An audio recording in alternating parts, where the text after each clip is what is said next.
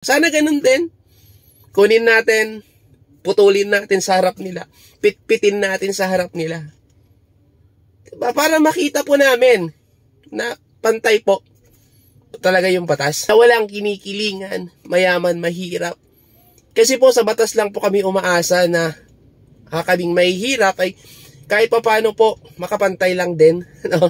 Magandang gabi mga kapatid. Mga PNP personnel. HPG, no? PNP, LTO.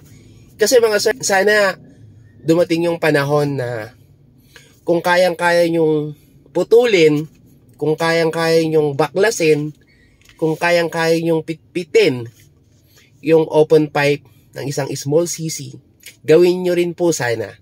Or umaasa ako na magawa nyo rin po sana sa mga Ducati, sa mga superbikes, sa mga malalaking adventure bikes. Kasi mga sir, no, boss, 'di ba, ang batas ay wala namang sinisino yan. Kaming mahihirap na naki-small CC bike, yan lang po yung kaya namin bilhin.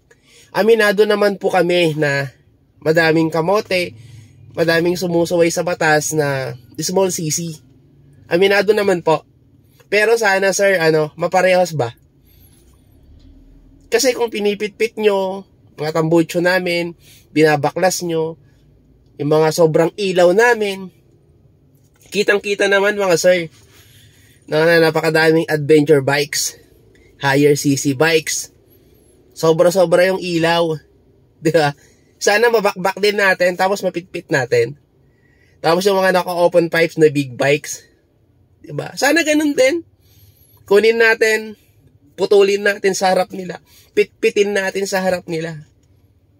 Diba? Para makita po namin na pantay po talaga yung batas. Na walang kinikilingan, mayaman, mahirap. Kasi po sa batas lang po kami umaasa na kaming mahihirap ay kahit pa paano po makapantay lang din. No? Batas lang po pag-asa namin dahil nakalagay naman sa Constitution yan. May mga memos naman ng LTO yan na dapat pantay lang. At yun naman talaga yung nararapat, kaibigan.